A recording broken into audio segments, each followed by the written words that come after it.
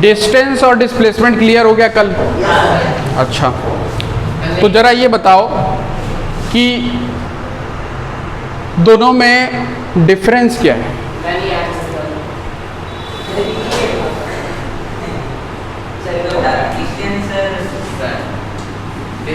Displacement होता है sir final, sorry initial position से फाइनल वेलोसिटी।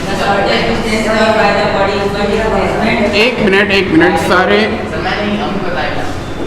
हाँ बताइए। Sir the shortest distance covered by the body of the object। क्यों नहीं पता? बॉडी ऑब्जेक्ट से क्या अंतर है सर? सेम है, both are same thing, object and body both are same. हाँ, what is the first point of difference? The actual part covered by object during motion is equal distance, but displacement the shortest distance between initial and initial position to final position during motion। पहला point of difference उसकी definition हो जाती है। तो distance की जो definition है कि it is total path length covered.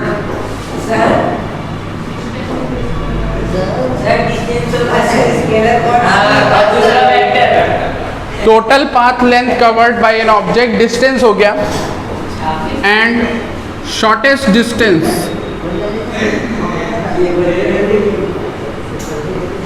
Distance between initial and final point. Shortest distance between initial and final point is displacement. ये पहला पॉइंट हो गया। दूसरा पॉइंट क्या है? हाँ, तो फिजिक्स में दो तरह की क्वांटिटीज होती हैं, scalar quantity and vector. Scalar quantity हम किन्हें कहते हैं?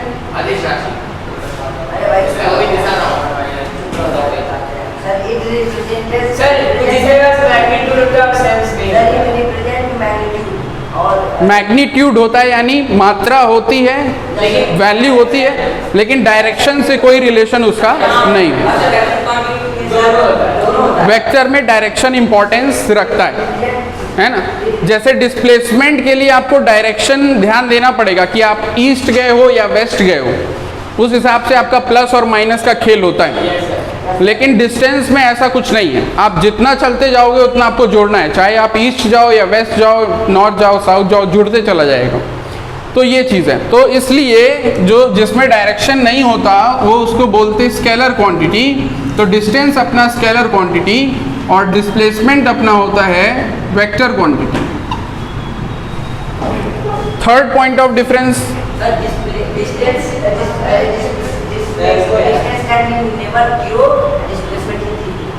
करेक्ट। अगर हमने ये मार्कर लिया और इस मार्कर को थ्रो किया और ये गया अप और वापस आया, तो ऐसे में डिस्प्लेसमेंट अगर इसका पूछा जाए तो इसका डिस्प्लेसमेंट जीरो है, क्योंकि इनिशियल पोजीशन भी यही है और फाइनल पोजीशन भी यही है ना। मान लो 1 मीटर अप गया तो 1 मीटर डाउन, तो दोनों एक दूसरे को क्या कर देंगे, 1 - 1 0। तो इनिशियल फाइनल सेम, डिस्टेंस रहा ही नहीं, तो इसलिए डिस्प्लेसमेंट का जवाब क्या आ जाएगा, जीरो। लेकिन distance can never be zero. अगर मोशन हुआ है तो distance can never be zero. अगर चला ही नहीं ऑब्जेक्ट तब तो बात ही अलग है, लेकिन अगर मोशन हुआ है तो distance can never be zero. तो it has values greater than zero and it has values greater than or equal to zero.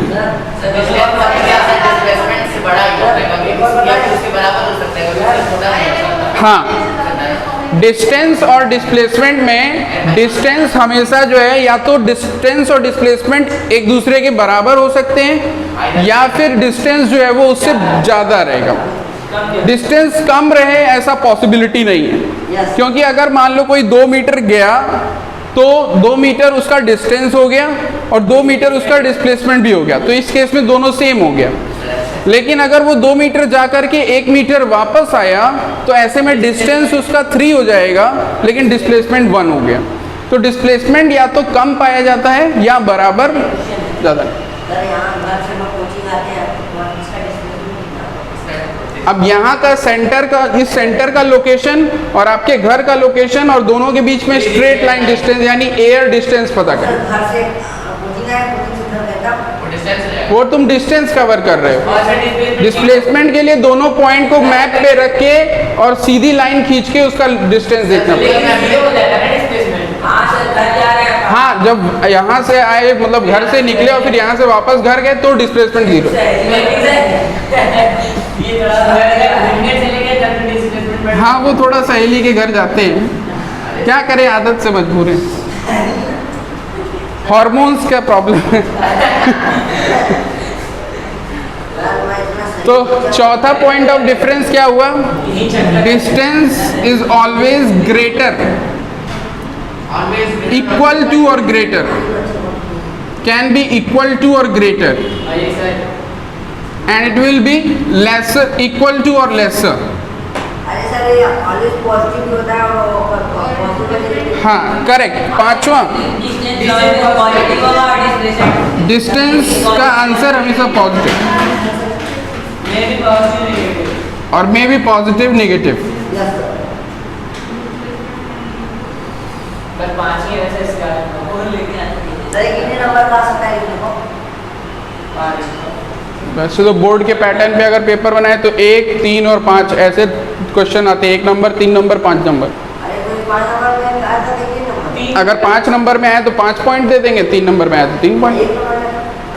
1 number में नहीं आएगा, 1 नंबर में MCQ टाइप आएगा, कुछ वहाँ पे दिया रहेगा ऑप्शन, उसको टिक कर देंगे। सर लिखने तो नहीं होते हैं। मेरा स्क्रीन वीडियो में देख लेना। वीडियो आपने नहीं ले है।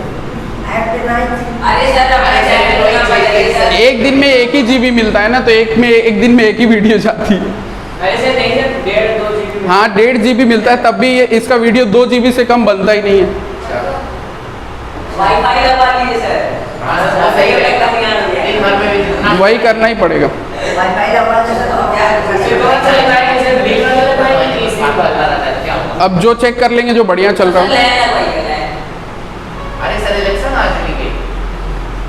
तो डिस्टेंस और डिस्प्लेसमेंट क्लियर।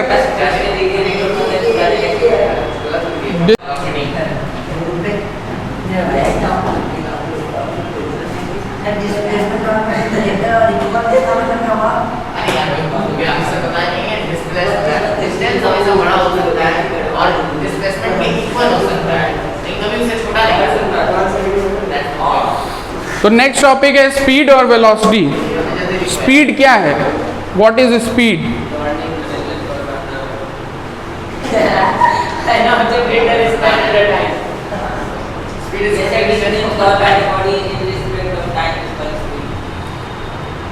क्या बोला?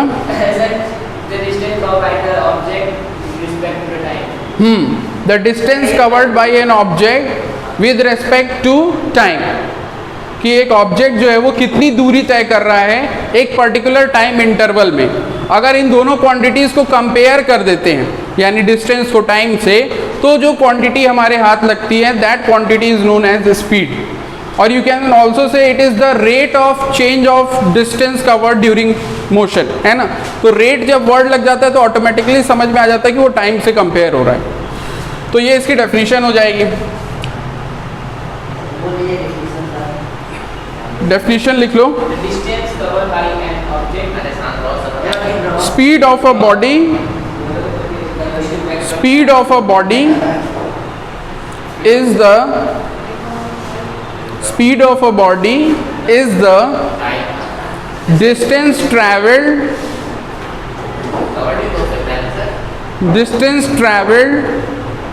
per unit time, distance traveled per unit time।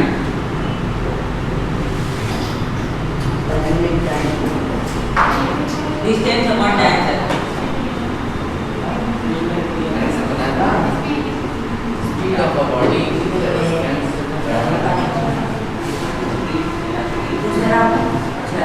है ना।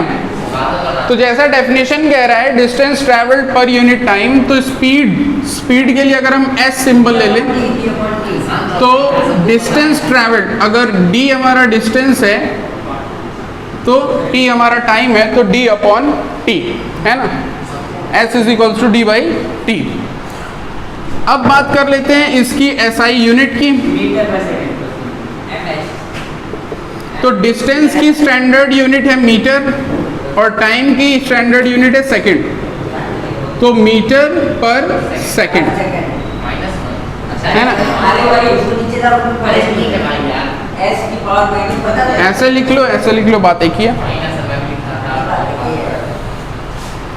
तो ये हो गया इसका SI यूनिट। सर इसका न्यूमेरिकल बहुत हार्ड होता है सर। कुछ हार्ड नहीं होता यार,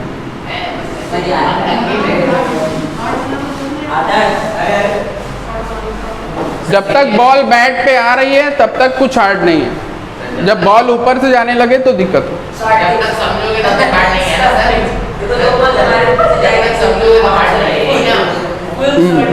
समझ में आना चाहिए चीज़। Yes sir. CGS यूनिट क्या है इसकी? अरे सर ऐसा नहीं क्या होता है, पहली बार पढ़ना। एक मिनट सर, एक SI यूनिट होती है जो कि स्टैंडर्ड यूनिट होती है, वो बिगर यूनिट्स की फैमिली होती है। एक स्मॉलर यूनिट्स की फैमिली होती है जिसको CGS सिस्टम कहते हैं। फुल फॉर्म है इसे C for centimetre, G for gram, S for second, यानी लेंथ को सेंटीमीटर में, मास को ग्राम में और टाइम को सेकंड में। तो इसका नाम लेकर के CGS रख दिया गया है और इसमें जितनी भी क्वांटिटी आएंगी उन सब के छोटे यूनिट्स को लिया जाएगा, यानी छोटे यूनिट्स की फैमिली। सबसे नीचे वाला क्वेश्चन हो। तो यहाँ पे पूछ रहे हैं कि स्पीड का CGS यूनिट क्या है, तो डिस्टेंस का स्टैंडर्ड यूनिट मीटर है, तो CGS क्या होगा? सेंटीमीटर अपन सेंटीमीटर। और टाइम का स्मॉलर यूनिट या बिगर यूनिट दोनों सेम ही होता है, सेकंड, तो सेंटीमीटर पर सेकंड, है ना? ये हो गया इसका CGS यूनिट।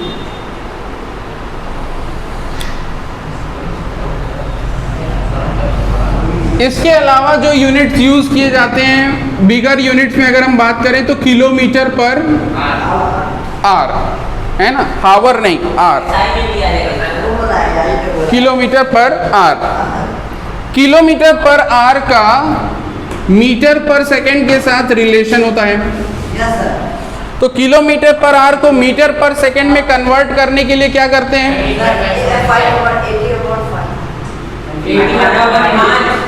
5/18 से मल्टीप्लाई करते हैं, है ना? और जब मीटर पर सेकंड से किलोमीटर पर आर में करना होता है तब 18/5 से मल्टीप्लाई। तो ये 5/18 कहाँ से है, आप लोग को बता रखा है यस सर।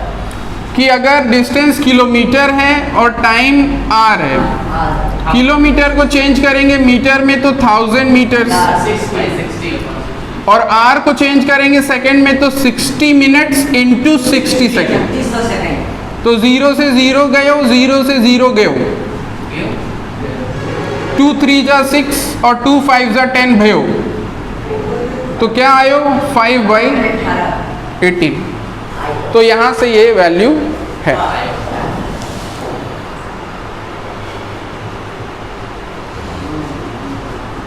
यहाँ तक नोट कर लिया?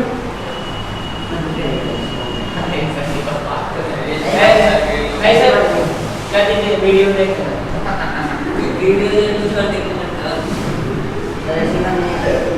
हाँ, उससे मेरा भी फायदा हो जाएगा।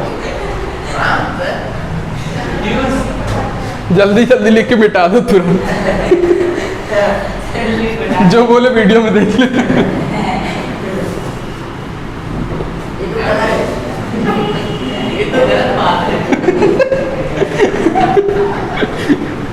एवरेज स्पीड, एवरेज स्पीड देखो क्या होता है। हाँ, स्पीड जो है वो दो तरीके से बताई जाती है, एक होती है एवरेज, एक होती है इंस्टेंटेनियस स्पीड। जैसे आपसे पूछा जाए कि आपको यहाँ से बनारस जाने में कितना स्पीड, मतलब कितना टाइम लगता है, 3 घंटे, तो वो एक तरह से एक एवरेज लेकर के बताया गया है 3 घंटे और 100 कि यहाँ का डिस्टेंस और यहाँ से बनारस का डिस्टेंस जो है वो 90 किलोमीटर से ले लेते हैं, और यहाँ से मान लो हम ऑन एन एवरेज 60 की स्पीड पे थे तो उस हिसाब से हमने टाइम बता दिया, है ना? या मान लो 3 घंटे का टाइम लगता है तो उस हिसाब से एवरेज स्पीड हमने निकाल लिया, तो 90/3 यानी 30 मीटर पर सेकेंड, ये 30 किलोमीटर पर आवर, ये हमारा एवरेज स्पीड हो गया, है ना?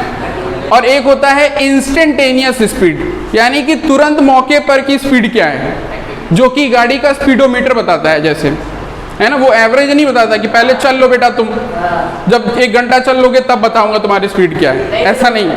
वो जैसे ही एक्सेलरेटर लेते हो तो उसी वक्त तुम्हारा स्पीड बता रहा होता है, तो वो इंस्टेंटेनियस स्पीड होती है, यानी एट अ पर्टिकुलर टाइम। वो भी बताता है कि मतलब इस स्पीड से चलो मतलब 1 किलोमीटर में 20 किलोमीटर पहुंचोगे।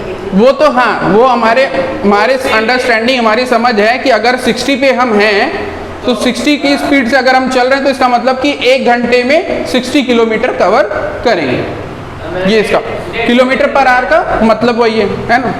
यस तो एवरेज स्पीड को निकालने के लिए फॉर्मूला जो यूज करेंगे वो है हाँ, total distance upon total time. Sir ये वेलोसिटी की होती है ना। अभी मैं वेलोसिटी पे बात ही नहीं कर रहा हूँ, इसीलिए मैंने इसको हाईलाइट कर रखा है। Yes sir. वेलोसिटी की बात जब करेंगे तब बताएंगे, अभी हम सिर्फ स्पीड की बात कर रहे हैं। स्पीड अलग चीज़ है, वेलोसिटी अलग चीज़ है। मतलब जैसे डिस्टेंस और डिस्प्लेसमेंट भाई भाई होते हैं, वैसे स्पीड और वेलोसिटी भी होते हैं, लेकिन दोनों में डिफरेंस है। One is scalar, the other one is vector. एक स्केलर है तो दूसरा वेक्टर। तो average speed total distance upon total time, इस पे न्यूमेरिकल बहुत बनता है ना।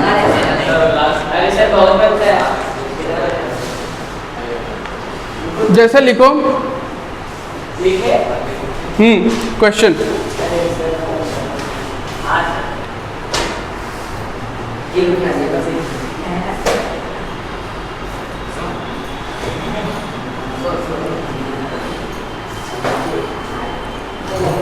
a car travels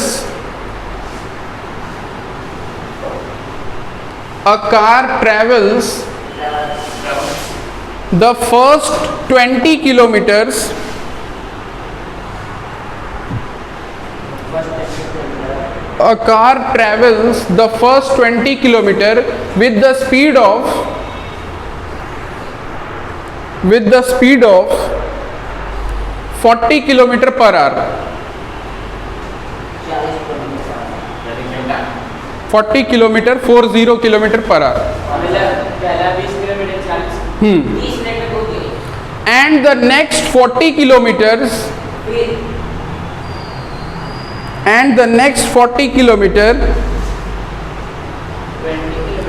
with the speed of 80 kilometre per hour.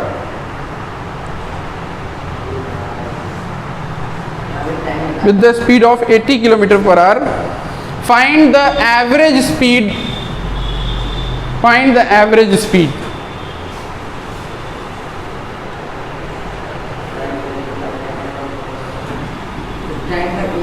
Speed upon distance होता है, 1/2 डिस्टेंस अपॉन स्पीड होता है, टाइम अपॉन तो 1/2 आ गया।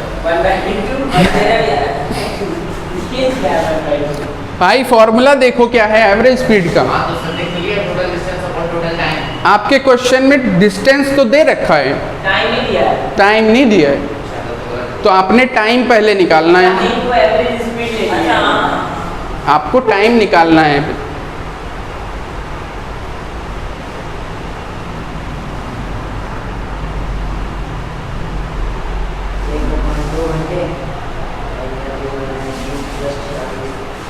Sir 60 kilometre per hour.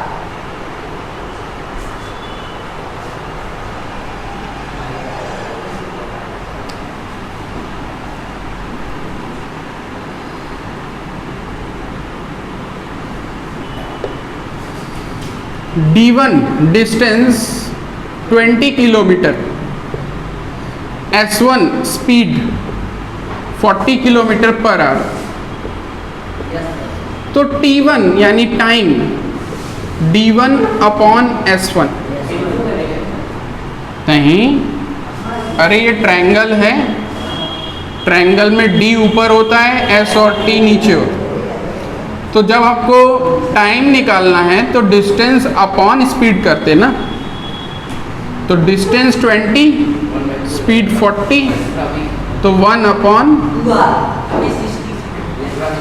2 our, ठीक, यानी 30 मिनट। टाइम नहीं दिया सर, वो निकालना है। अब सेकंड केस में D2, सेकंड केस में 40 किलोमीटर जा रहा, स्पीड बढ़कर के हो जा रही 80 किलोमीटर पर आवर, ये भी 1/2 है। तो इसमें भी टाइम आपका कितना आएगा 1/2। सर 1 घंटा लग जाएगा। Yes, sir. तो हमें बताना था एवरेज स्पीड, और एवरेज स्पीड होता है total distance upon total time. 60/1। Total distance के लिए d1 प्लस d2 यानी कि 20 प्लस 40, 60. और टाइम के लिए half plus half, 1. Half plus half, यानी 20 प्लस 40 60, और 60/1 हाफ प्लस हाफ 1, तो 60/1 तो यानी 60, और ये स्पीड है तो 60 किलोमीटर पर आवर।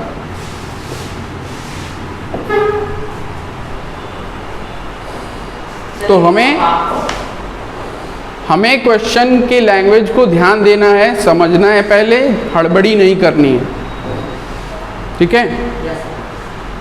चेक करेंगे कि हमें फाइंड आउट क्या करना है। पहले तो एवरेज स्पीड, उसके लिए ज़रूरत किसकी पड़ेगी, डिस्टेंस और टाइम। हमारे क्वेश्चन में क्या दिया हुआ है, डिस्टेंस दिया हुआ है, टाइम नहीं दिया हुआ है, तो पहले टाइम निकालेंगे, उसके बाद आगे बढ़ेंगे।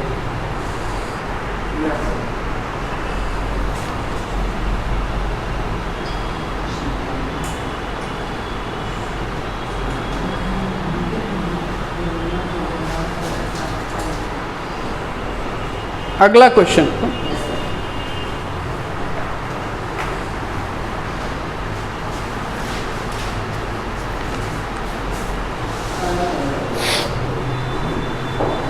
a bike travels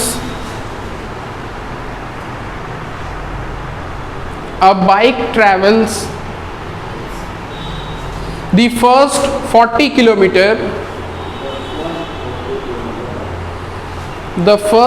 kilometer with the speed of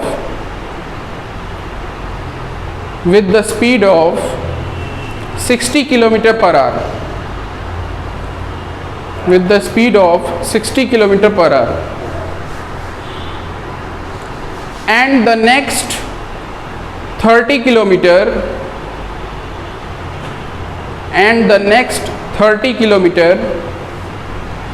with the speed of 90 kilometer per hour, 90 kilometer per hour। Average speed निकालनी है। Yes, find the average speed, बिल्कुल सेम टाइप का क्वेश्चन। जल्दीबाजी नहीं है, आराम से करना।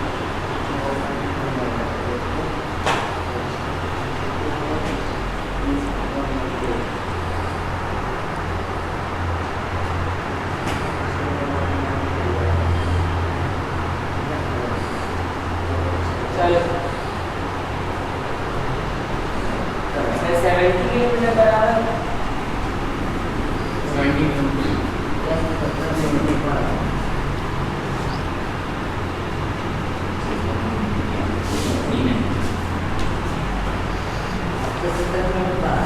तो पहले डिस्टेंस कितना बताया गया है, Sir, 40 kilometre. 40 kilometre with a speed of 60 kilometre per hour. 70 kilometre per hour है। तो टाइम लग गया कितना, 40 बाई ऐसे ही हो सकता है। 60 यानी कि 2/3 आवर। सेकेंड केस में डिस्टेंस कितना हो रहा है 30 किलोमीटर, और स्पीड रह रही है कितना 90 किलोमीटर पर आवर। तो टाइम हो जाएगा कितना 30/90 यानी 1/3 आवर। तो average speed total distance upon total time, total distance हो जाएगा 40 प्लस 30 यानी 70, और टोटल टाइम हो जाएगा 2/3 प्लस 1/3 यानी कि 3/3 दैट इज 1। तो 70 ही अपना क्या हो जाएगा आंसर। यानी इस टाइप के क्वेश्चन हो जाएंगे। Yes, sir. उसी से sir Yes.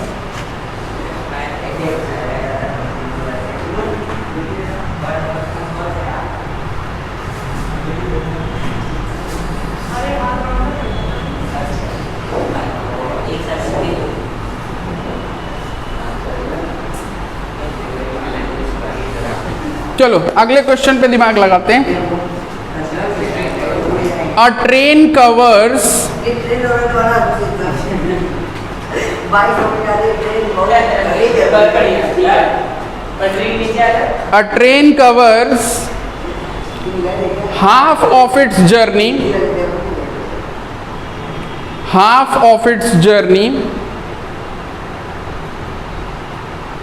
with a speed of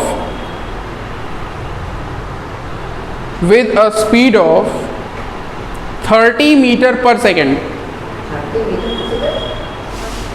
क्या 30 metre 30 meter per second. 30 metre per second कम नहीं होता है, एक सेकेंड में 30 मीटर चला गया, अच्छी खासी स्पीड है। एंड द अदर हाफ अभी आधी जर्नी का बताया गया था ना, अब ये अगले हाफ का बताया जा रहा है। And the other half with a speed of 40 metre per second, 40 metre per second. Calculate the average speed.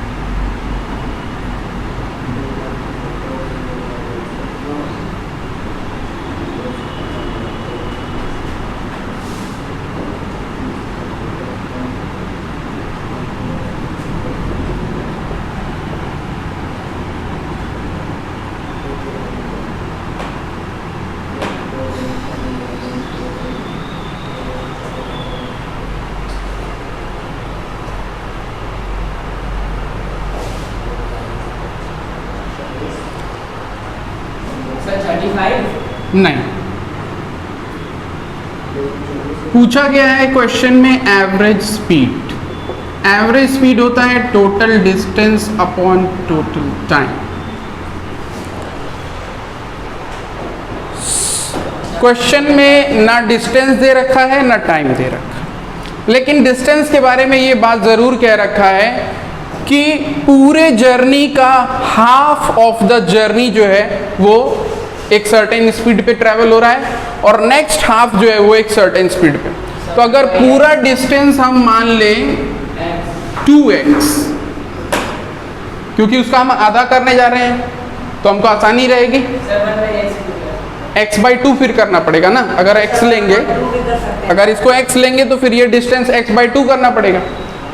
तो 2x मान लेते हैं, 2x मान लिए तो ये कितना हो जाएगा x, हाफ इसका है ना, और अदर हाफ भी कितना हो जाएगा x, दोनों x प्लस x मिल करके 2x। तो ऐसे में केस 1 में डिस्टेंस जो है d1 वो x हो गया और स्पीड दे रखा है किसमें, मीटर पर सेकंड में, तो x मीटर मान लो। टाइम तो सर x/30 आ जाए। स्पीड फर्स्ट हाफ में दे रखा है कितना, 30 मीटर पर सेकंड। तो टाइम आपका x अपॉन 30 सेकेंड, ठीक है, ये हुआ। सेकेंड केस में अदर हाफ, उसमें भी डिस्टेंस x है, स्पीड आपका कितना है 40 मीटर पर सेकेंड। तो टाइम कितना लग गया सेकेंड हाफ में, x अपॉन 40। अब एवरेज स्पीड होता है total distance upon total time. तो टोटल डिस्टेंस हो जाएगा x प्लस x 2x और टोटल टाइम हो जाएगा x upon 30 plus x upon 40। 25 इसको सॉल्व कर देंगे। x प्लस एक्स 2x, 40 30 का एलसीएम 120, 120 यहाँ गया तो यहाँ 40x, 120 यहाँ गया तो 30x, 120 चला गया ऊपर तो 240x अपॉन 70x। x से x कैंसिल, 0 से 0 कैंसिल। 31.4 एक सेकेंड, जब 120 हुआ तो यहाँ 4 होगा और यहाँ 3 होगा।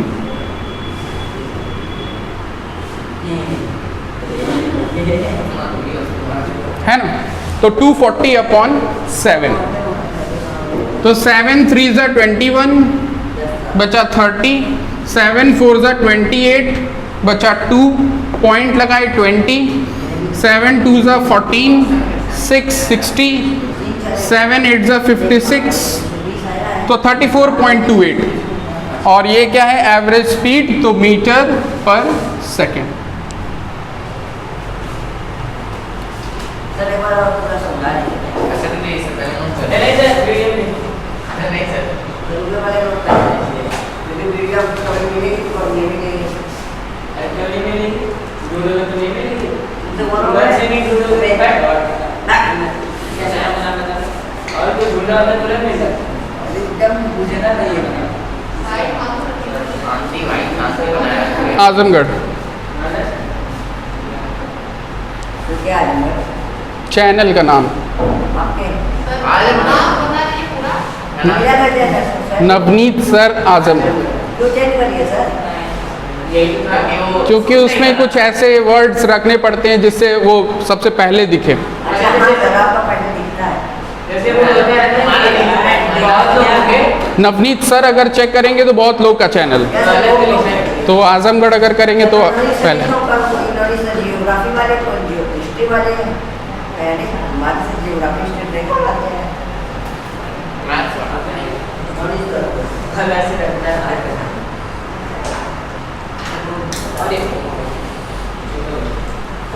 तो क्वेश्चन में कह रखा था भाई कि एक ट्रेन है, वो एक सर्टेन डिस्टेंस ट्रैवल कर रही है, उस डिस्टेंस का हाफ वो एक सर्टेन स्पीड से ट्रैवल कर रही है और अदर हाफ सर्टेन स्पीड से ट्रैवल कर रही है। तो हम डिस्टेंस को क्यों ना 2x मान लें?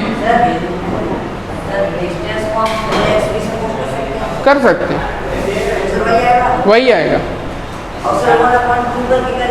तो भी आंसर यही आएगा, क्योंकि ये कंपैरिजन है ना। कंपैरिजन में वैल्यू कोई भी सपोज करो वो तुमको रिजल्ट वही देगा।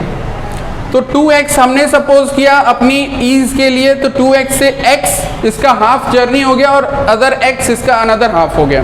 फर्स्ट हाफ की स्पीड को लेकर के हमने फर्स्ट हाफ का टाइम निकाल लिया, क्योंकि विदाउट टाइम हम एवरेज स्पीड निकाल नहीं सकते। अदर हाफ की डिस्टेंस और स्पीड को लेकर के हमने अदर हाफ का टाइम निकाल लिया। फिर एवरेज स्पीड का फॉर्मूला रख दिया कि total distance upon total time. तो टोटल डिस्टेंस के लिए दोनों डिस्टेंस का सम जो कि हमने खुद ही मान रखा था 2x, तो 2x, और टोटल टाइम के लिए जो दोनों टाइम आए हैं x/30 और x/40, इन दोनों को जोड़ देंगे। बाकी फ्रैक्शन को जोड़ने का काम है, वो आप लोग को आता है फ्रैक्शन कैसे जोड़ते हैं, उसके बाद कैलकुलेशन आपसे हो जाएगा।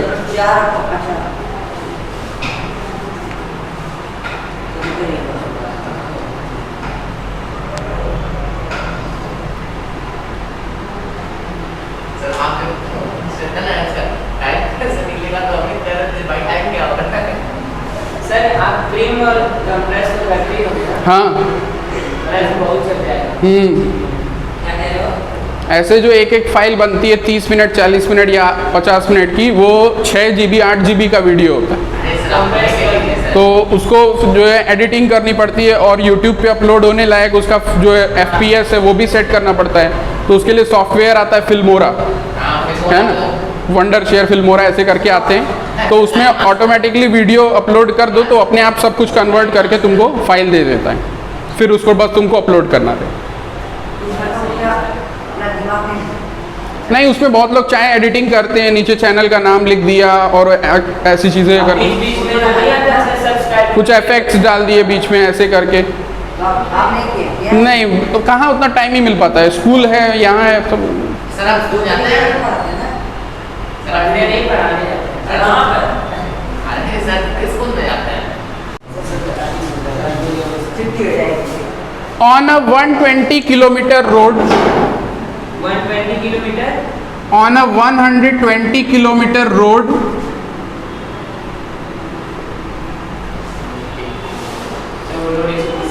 a car travels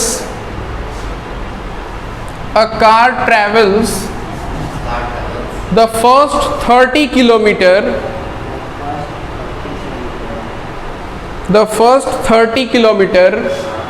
at a uniform speed of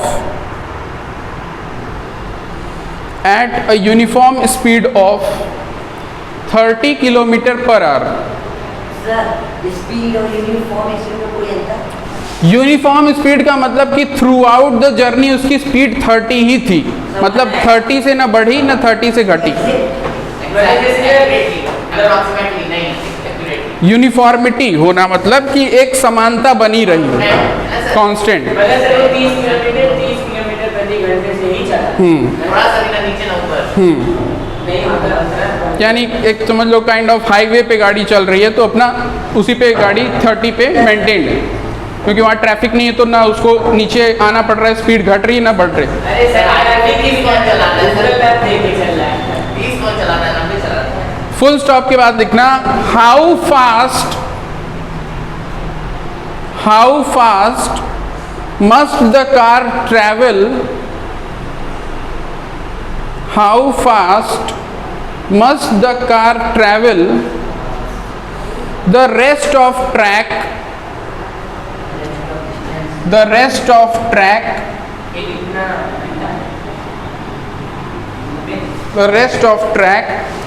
so as to have an average speed of 60 kilometer per hour, an average speed of 60 kilometer per hour। इसमें तो डिस्टेंस पूछ रहा है ना। अभी पहले क्वेश्चन लिख लो, कंक्लूजन पे जल्दीबाजी नहीं, पहले पढ़ो क्वेश्चन क्या कह रहा है। 120 किलोमीटर की रोड है, यानी एंटायर जर्नी जो है वो 120 किलोमीटर।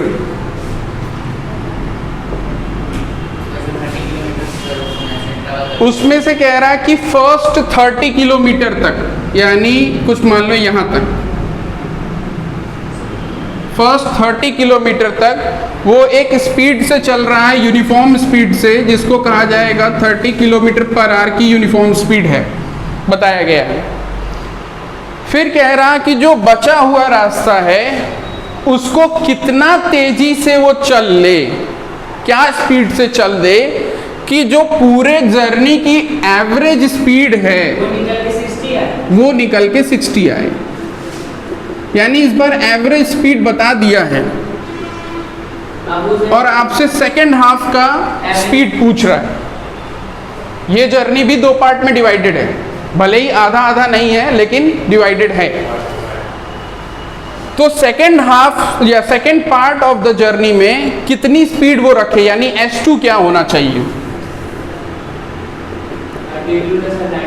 S2 क्या होना चाहिए ताकि एवरेज स्पीड 60 है। तो हमारे पास डेटा में है क्या क्या, D1 है हमारे पास, S1 है हमारे पास। तो जब D1 और S1 है तो हम T1 निकाल सकते हैं, 1 आएगा 30/30। सेकेंड पार्ट में अगर हम बोलें ये डिस्टेंस मान लो कुछ, हाँ सॉरी डिस्टेंस पता ही चल जाएगी, 120 किलोमीटर पूरा है और 30 किलोमीटर यहाँ चल दिया है, तो बचा कितना 120 - 30 दैट इज 90 किलोमीटर। तो D2 हो गया आपका 90 किलोमीटर। S2 वो पूछ रहा है, T2 तो खैर हमको जब तक S2 नहीं पता चलेगा तो T2 नहीं पता, तो S2 मान लेते हैं, S2 को मान लेते हैं X, तो T2 हो जाएगा 90/X। अब हमको एवरेज स्पीड पता करना होता था, तो हम total distance upon total time लगाते थे। यहाँ पे भी वही लगाएंगे, बस यहाँ पे क्या है, ये चीज़ नहीं पता है, वो चीज़ पता है। तो average speed is equals to TD upon, average speed की जगह 60 रखेंगे और हाँ जो चीज़ें हमको पता है उनकी जगह पे वो रख देंगे। एवरेज स्पीड की जगह 60, टोटल डिस्टेंस आपका है 120 टोटल टाइम 1 प्लस और टोटल टाइम आपका हो जाएगा 1 प्लस 90 अपॉन x। इसको सॉल्व करके x की वैल्यू बता दो।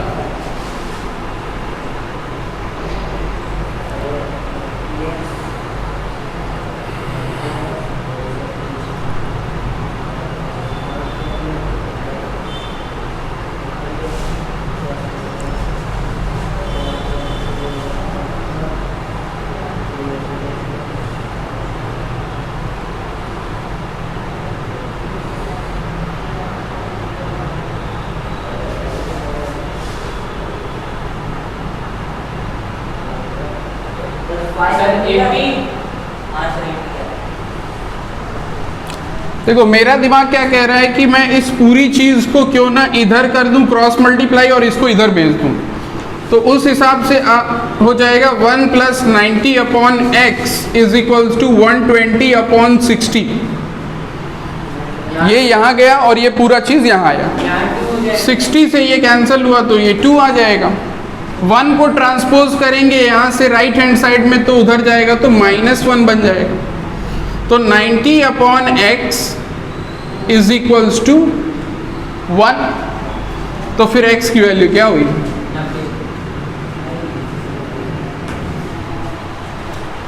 90 किलोमीटर पर।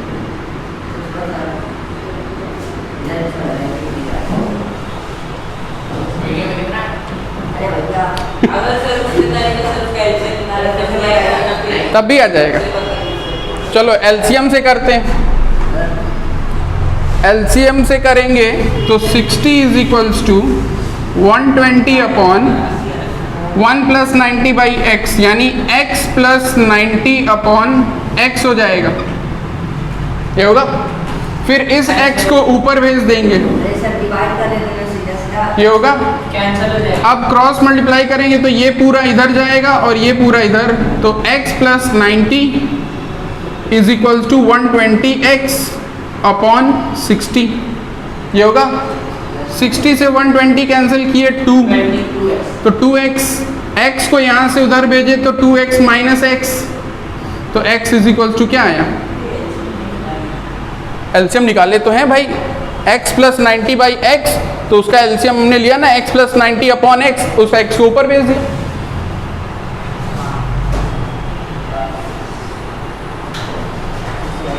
तो चाहे एलसीएम लेकर के करो या ट्रांसपोज करके करो, बात देखी है आंसर आपका वही आएगा जो कि है 90। सर लेकिन sir 60 kilometre per hour sir positive में उसको 10 सर इक्वल टू 10 में जब नेगेटिव होगा। नहीं नहीं, जब चीज़ मल्टीप्लाई डिवाइड में जाती है तो प्लस माइनस नहीं लगता है। जब सिर्फ ऐड सब्ट्रैक्ट होता है तो प्लस माइनस होता तब सिर्फ चेंज होता है। है।